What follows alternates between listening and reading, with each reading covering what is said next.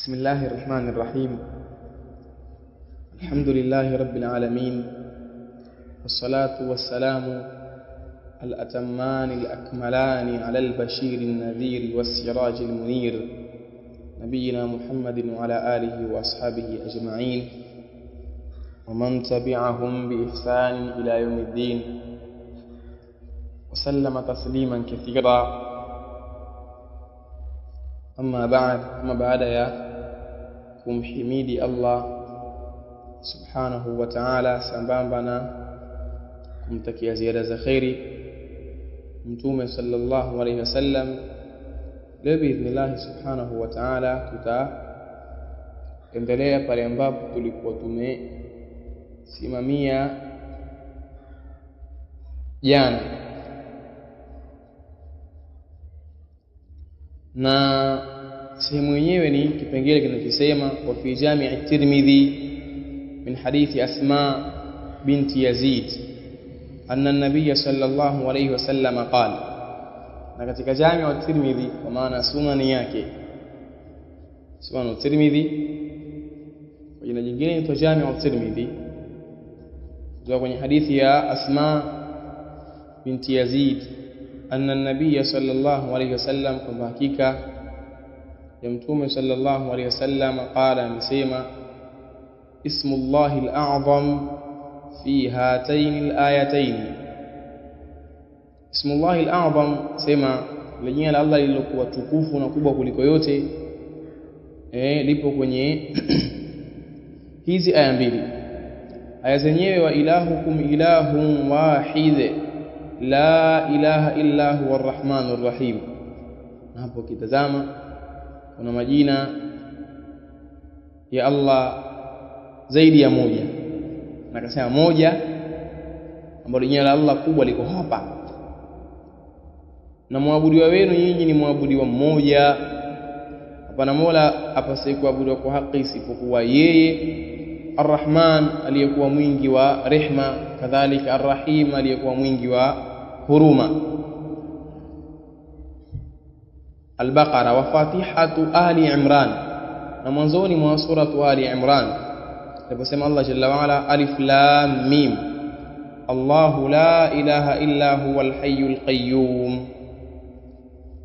Kwenye hii aya Allahu la ilaha illa hu, Allah hapana mola anayepasa kuabudiwa kwa haki isipokuwa yeye, al-hayyu aliyekuwa na uhai wa milele usiokuwa na ukomo wala mpaka, al-qayyum aliyesimamia kadhalika mambo yote, uhai wake kasimamia mambo yote.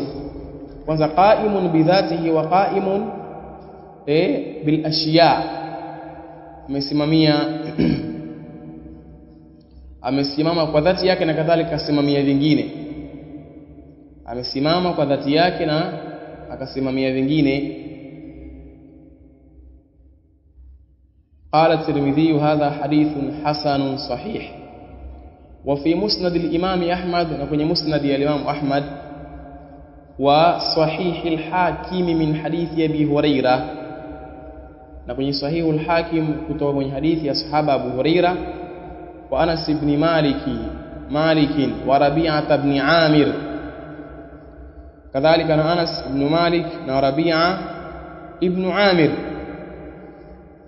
Anasema kadhalika ya kuwa ani nabii sallallahu alayhi wasallam, kutoka kwa mtume sallallahu alayhi wasallam, annahu qala, kwamba yeye amesema alidhu biyadhal jalali wal ikram, wa yani ta'allaqu biha walzamuha wadawimu alaiha, kwa maana kwamba jifungamanisheni nyinyi na yadhal jalali wal ikram, jifungamanisheni nayo. Hili tamko yadhal jalali wal ikram, kadhalika lazimianeni nalo na dumuni juu yake tamko hilo.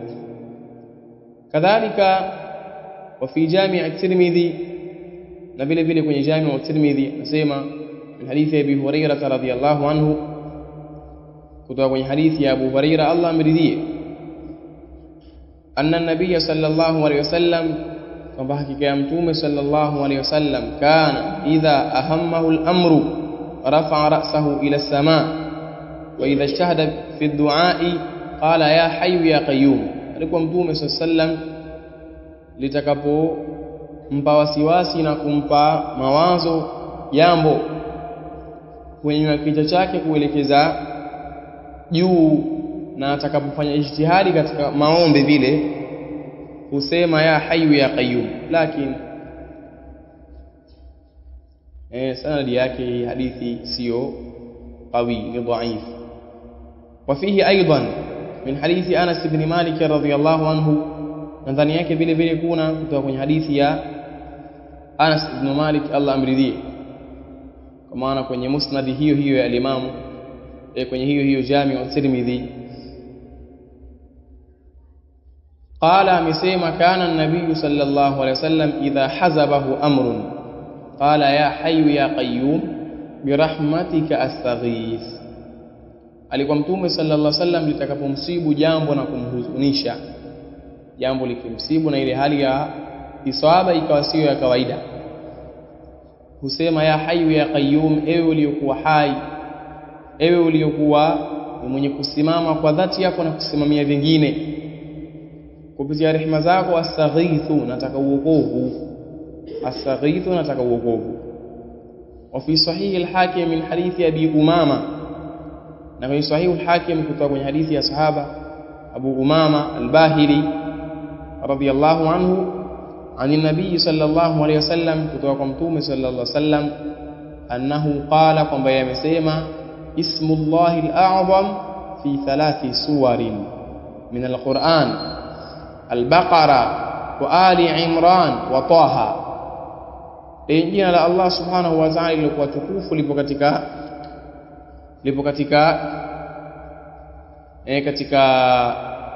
sura 3 ndani ya Qur'an. Ya kwanza suratul Baqara na kadhalika na Ali Imran na suratu Taha. Qala al-Qasim faltamastuha fa idha hiya aya al-hayy al-qayyum. Mimi nikafanya iltimasi bila kutafuta, sasa nikatafuta ngaja nikakuta ni hii al-hayy al-qayyum ndio jina la Allah ambayo ni al-a'zam. Al-hayy na al-qayyum kadhalika. Hapa ataja baadhi ya vitu ambavyo vinaonyesha au anatilisha umuhimu jambo la kule kutafuta asbabu za kujibiwa dua, na kunikuomba kupitia vile vitu ambavyo Allah subhanahu wa ta'ala ukiomba hato kukatalia katika sababu za halali. Wa fi Jami' at-Tirmidhi, na kwenye Jami' at-Tirmidhi kwanza hii al-hayy al-qayyum ili tamko hili limetajwa kwenye Qur'ani sehemu mbili, sura al-Baqara mwishoni mwa ile ayatul kursi ya mwanzoni Allahu la ilaha illa huwa al-hayy al-qayyum, na kisha kwa sura Taha wa anatil wujuhu lil-hayy al-qayyum, hiyo sehemu mbili.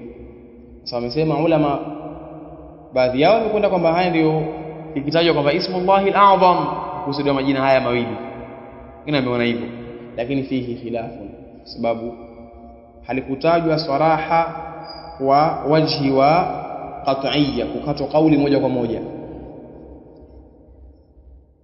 وفي جامع الترمذي وصحيح الحاكم من حديث سعد بن أبي وقاص عن النبي صلى الله عليه وسلم. kwenye kuna جامع الترمذي kwenye hadithi ya Imam al-Hakim kutoka kwenye hadithi ya kwenye sahihu al-Hakim, sahihi ya Imam al-Hakim kadhalika, ambao pia huitwa al-Mustadrak kutoka kwenye hadithi ya Sa'd ibn Abi Waqqas kutoka kwa Mtume sallallahu alaihi wasallam amesema da'watu dhinnun idha da'a wa huwa fi batni al-hut la ilaha illa Allah la ilaha illa anta subhanaka inni kuntu min adh-dhalimin innahu lam yad'u biha muslimun fi shay'in qattu illa istajaba Allah lahu. Qala at-Tirmidhi hadithun sahihun. Anasema Mtume sallallahu alaihi wasallam maombi ya Dhinnun, maombi ya Dhinnun hukusudiwa Nabiullah Yunus ibn Matta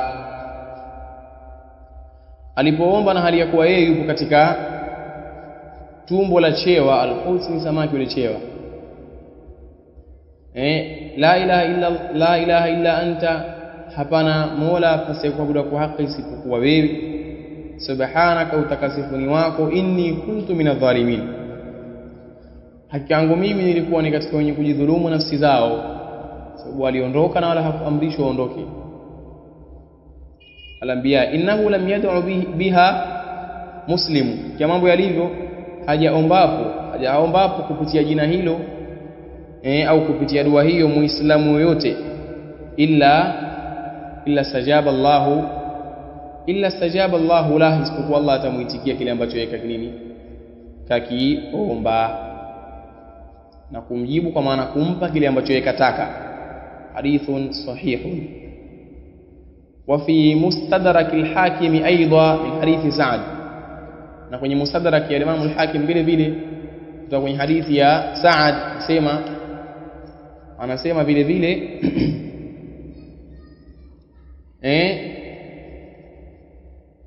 ala ukhbirukum ani nabii sallallahu alaihi wasallam, ala ukhbirukum bi shay'in idha nazala bi rajulin minkum amrun muhimmun fadaa bihi yakhruju Allahu anhu du'a'u dhinnun. Kwa nasema hapa hivi, sikujulisheni nyinyi kuhusu sikujulisheni jambo ambalo patakapoteremka kwa mtu miongoni mwenu nyinyi jambo muhimu, akaomba kupitia dua hiyo Allah humtatulia yeye. Mtume akasema ile dua ya dhinnun muhimu sana ile, la ilaha illa anta subhanaka inni kuntu minadh-dhalimin. Lakini imekuwa sasa hivi hii ni baada ya tarawih Ramadhani kwenye baadhi ya misikiti ya Kisufi, lakini wao wanasema ya hayyu ya qayyum, ya hayyu ya qayyum la ilaha illa anta subhanaka inni kuntu minadh-dhalimin. Yani imekuwa hivyo sasa, imekuwa kama ni na ile dua ambayo imepokelewa wazi kwamba Aisha alimuuliza Mtume sallallahu alaihi wasallam kwa nikidiriki Lailatul Qadri nisemeje, akamwambia quli Allahumma innaka afuwun tuhibbul afwa fa'fu anni. Lakini hivi Allahumma innaka afu, watu waenda yani kujitia akili au haribu mambo yani sana. Sasa hivi imekuwa yani baadhi ya watu wanaona kwamba dini ni akili zao, kwa maana kwamba atakachokiona yeye chafaa basi afanye hivyo. Yani kana kwamba ile dini imewekwa kwenye akili yake, wewe ukitaka ufanye fanye, usipotaka usifanye.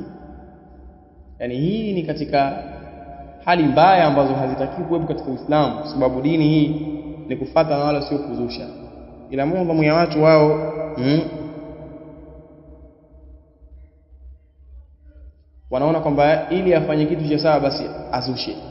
Utakuta kwamba subhanallah, ile athar aliyoitaja Sheikh Muhammad ibn Abdul Wahhab kwenye Fadhlul Islam, kwenye maelezo yale ya kuhusu ubora ulioje wa kulala kwa waliokuwa na akili, waliokuwa hapo katika sunna, na ubaya ulioje wa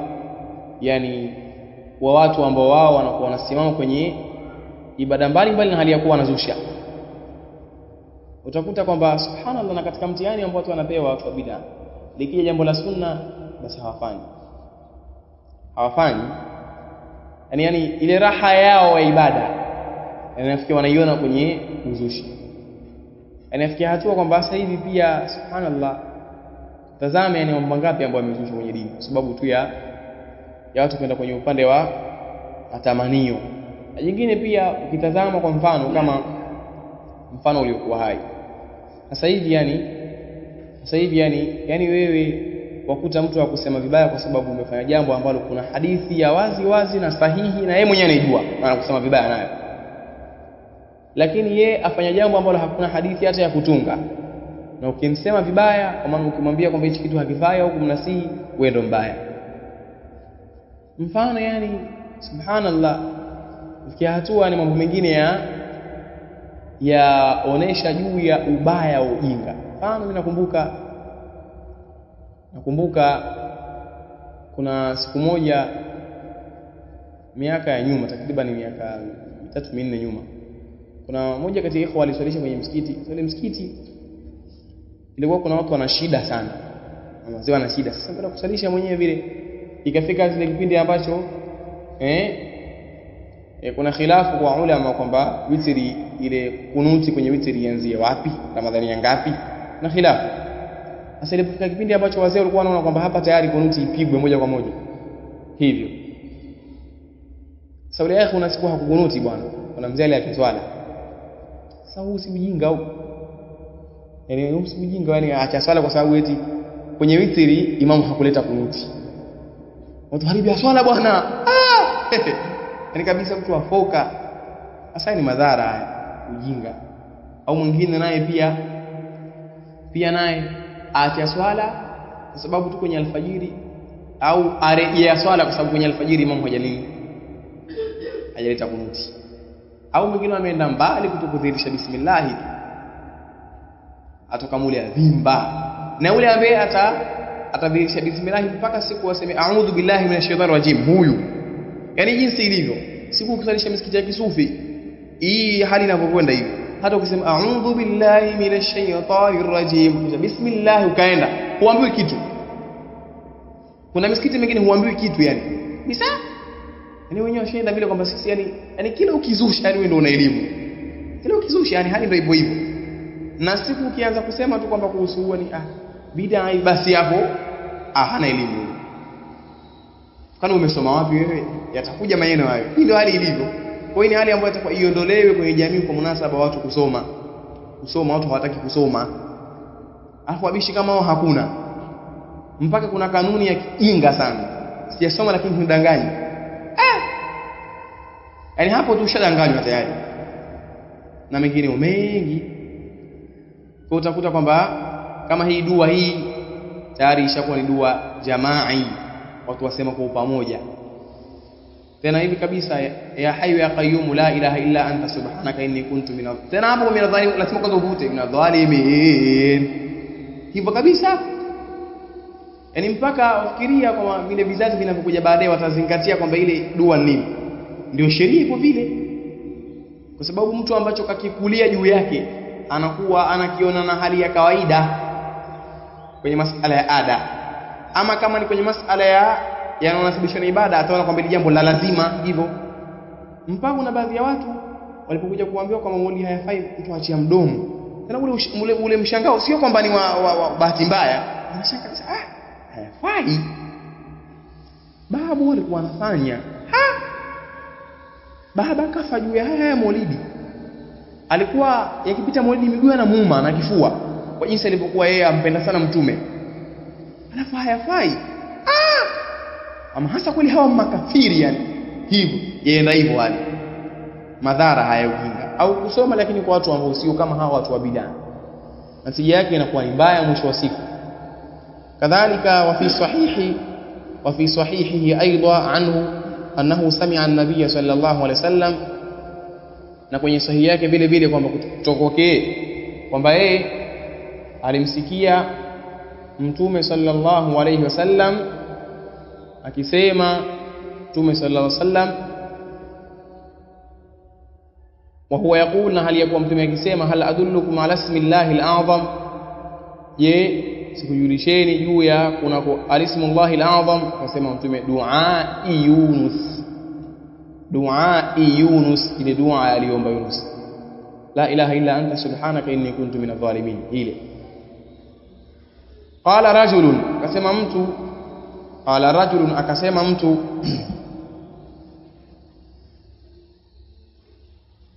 hal kanat li Yunus khassa, je ilikuwa hii ni kwa ajili ya Yunus peke yake maalum? Faqala, akasema ala tasma'u qawlahu ta'ala, hivi usikiwe kauli yake Allah mtukufu aliposema fastajabna la, tulimuitikia yeye kile alichokiomba Yunus, wanajainahu minal ghammi, tukamuokoa kutokana na ghumum, yani matatizo aliyokuwa nayo. Wakadhalika nunjil mu'minin, na hivyo ndio sisi tutaokoa waumini. Kwa maana Allah kataja pia mpaka waumini nao, na wakitaja waumini wanaingia na asiyekuwa Yunus pia kwenye daira imaniya. Fa ayyuma muslim daa biha fi maradhihi 40 marra famata fi maradhihi dhalika u'tiya ajra shahidin wa in bari'a, kwenye baadhi ya japo kumeandikwa wa in bara'a maghfuran lahu. Muislamu yote ambaye ataomba kupitia dua hiyo kwenye maradhi yake mara 40 akafa kwenye maradhi yake hayo, atapewa malipo ya mtu shahidi, na akipona atapona hali ya kusamehewa madhambi. Allahu musta'an. Kadhalika vile vile anasema wa fi sahihaini min hadithi Ibn Abbas radhiyallahu anhuma anna Rasulullah sallallahu alaihi wasallam kana yaqulu 'inda al-karbi, kwamba Mtume sallallahu alaihi wasallam alikuwa yeye akisema wakati wa matatizo, la ilaha illa Allahul azimul halim, la ilaha illa Allahu rabbul arshil azim, la ilaha illa Allahu rabbus samawati wa rabbul ardi wa rabbul arshil karim. Maombi: ewe Allah, la hapana mola apasaye kwa haki isipokuwa wewe, Allah uliyekuwa mtukufu mpole. Hapana mola apasaye kuabudiwa Allah, mola wa arshi iliyokuwa tukufu. Hapana mola apasaye kuabudiwa kwa haki isipokuwa Allah, mola wa mbingu na kadhalika, na mola wa ardhi, na mola wa arshi iliyokuwa tukufu karimu. Wa fi musnad al-imam Ahmad min hadithi Ali ibn Abi Talib, na kwenye musnad ya Imam Ahmad kutoka kwenye hadithi ya Ali ibn Abi Talib radhiyallahu anhu, Allah amridhie, qala, amesema: allamani Rasulullah sallallahu alayhi wasallam idha nazala bi karbun, alinifundisha mimi Mtume sallallahu alayhi wasallam pale ambapo litaniteremkia mimi tatizo, an aqul, niseme la ilaha illa Allahul halimul karim, subhanallahi wa tabarakallah rabbul arshil azim, walhamdulillahi rabbil alamin. Maombi yote na adhiya mbalimbali zilizothibiti. Sasa utakuta kwamba kuna ingawa kwenye isnadi hii hadithi hii kidogo kuna makali ya ulama kuhusu udhaifu wake, hadithi ambayo tumeisoma, na kadhalika vile vile ukitazama kwenye upande wa maombi haya yamethibiti ya wazi wazi. Na pamoja na hivyo kuna mwingine yeye atajichagulia moja kwa moja kwamba azui yake, yani atachagua, na basi kuna wengine utakuta kwambia wallahi ukiomba hiyo hamna tatizo. Alafu hapo waambie Uislamu matatizo mengi ndugu zanguni, si waombe tu wa watu hiyo dua alafu matatizo yatondoke. Wanadanganya watu sana yani. Allahu almusta'an. Wa fi musnadihi aidan min hadithi Abdullah ibn Mas'ud radhiyallahu anhu qala, na kwenye musnadi yake vile vile kutoka kwenye hadithi ya Abdullah ibn Mas'ud amesema: qala Rasulullah sallallahu alayhi wasallam,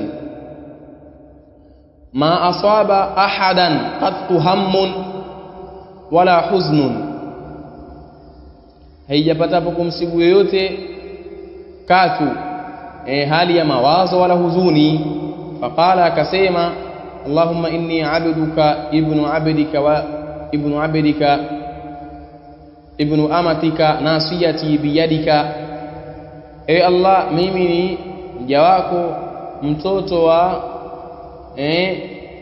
mja wako, mtoto wa kijakazi chako, kwa maana mama yake. Nasiyati biyadik, nasiya ni sehemu ya utosi, nywele za hapa huitwa nasiya mufrad, jamu nawasi. Alizotaja kwenye Qur'ani jamu na mufrad, jamu na mufrad. Ukija kwenye mufrad la kataja kwenye juzu ya ammu, nasiyatin kadhibatin khati'a, utosi wa mwenye madhambi aliyekuwa na makosa. Faliyad'u nadiya, hapo ataita jamaa zake na basi na aita jamaa zake wa maskani waliokuwa kikaa nao. Sanadu zabani, sisi tutaita malaika. Akiita jamaa zake sisi tutaita malaika. Tupime baina ya hawa wanaoita na hawa.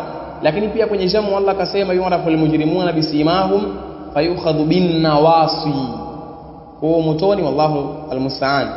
Kuna hali ya kuchukuliwa kwa sababu kuna kalakil au kalalib, ngoe, sijulikana ngoe. Abu Dharr wasijua ngoe, Ushekwa ngwalimao. Ushekwa ngwalimao kupitia mti. Kule mwisho wa mti unakuwa unaikaje nini, unaikaje vile?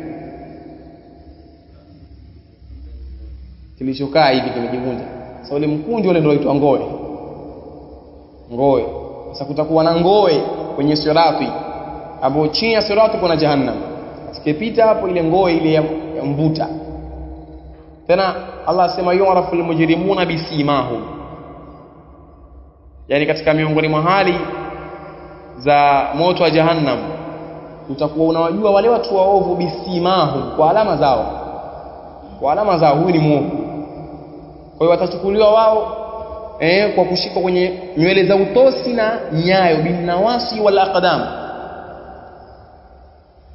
Wallahu almusta'an. Kadhalika hali ndio hivyo hivyo. Maadhim fiya hukmuk, lile linalopita kwangu mimi ni hukumu yako. Maadhim fiya hukmuk, lile linalopita kwangu mimi ni hukumu yako. Kadhalika adlun fiya qada'uk, uadilifu kwangu mimi ni ile hukumu yako wewe, qadaa yako. Allahumma as'aluka Allahumma bikulli ismin huwa laka sammaita bihi nafsaka aw 'allamtahu ahadan min khalqika أو أنزلته في كتابك أو استأثرت به في علم الغيب عندك أن تجعل القرآن العظيم ربيع قلبي. anasema hapa kwenye maombi haya, na kuomba ya Allah bikulli ismin huwa laka, kwa jina lolote ambalo hilo jina la kwako wewe. Na atawassul bi asma'illahi jaiz. Samaita bihi nafsaka, ambalo jina hilo umejiita kwalo nafsi yako. Au allamtahu ahadan min khalqika, au umemfundisha yoyote katika waja wako. Au anzaltahu fi kitabika, au umeliteremsha kwenye kitabu chako. Bali anasema antaj'ala alqur'ana al'azima rabi'a qalbi, ujalie Qur'ani tukufu ni yenye kuinawirisha moyo wangu. Rabi'a qalbi, ni yenye kuinawirisha moyo wangu. Wa nura sadri, kadhalika na nuru ya kifua changu. Au ista'tharta bihi fi ilmi al-ghaib indak, au ukalifusisha hilo jina kwenye elimu ya ghaibi iliyokuwa kwako wewe. Au ista'tharta au khassasta, au ukalifusisha. Uijalie Qur'ani tukufu ni yenye kuimarisha moyo wangu. Wa nura sadri, na iwe nuru ya kifua changu. Wajalaa, na pia husema wajilaa, huzni, na ni yenye kuzitatua huzuni zangu. Wa dhahaba hammi, kadhalika na lenye kuondosha mawazo yangu. Mawazo Allah niondoshe. Atakayeomba hivyo, illa adhhaba Allahu azza wa jalla hammahu wa huznahu wa abdalahu makanahu faraha, Allah subhanahu wa ta'ala isipokuwa atamuondeshia yeye yale mawazo yake na huzuni zake, na humbadilishia ile sehemu ya hiyo huzuni furaha. Faqila ya Rasulullah ala nata'allamuha, akasema ewe mtume wa Allah, hivi sasa kwa nini tusijifundishe hii dua hii? Tusijifundishe yani? Qala akasema mtume bala naam, kama najifundisheni. Yambaghi liman sami'aha an yata'allamaha, sisi tushisikia tayari. Yambaghi liman sami'aha an yata'allamaha, yapasa kwa yule ambaye ataisikia dua hii ajifundishe yale matamko, kisha aje kwenye upande wa maana zake. Sio aongea tu kwa hajui maana. Sasa miongoni mwa mambo ambayo yatafanya ile dua iwe na athari kwenye kuomba kwako ni kwa wewe mwenyewe unajua maana yake. Sio omba jua tu basi na niombe tu. Kuomba nini hujui. Ndio pale utakuta kwamba mtu aomba, kasikia mtu aomba dua na aomba, akipata tatizo ambalo halina munasaba na hiyo dua. Yaani kuna vitu ni vichekesho, kwa sababu utakuta pengine mtu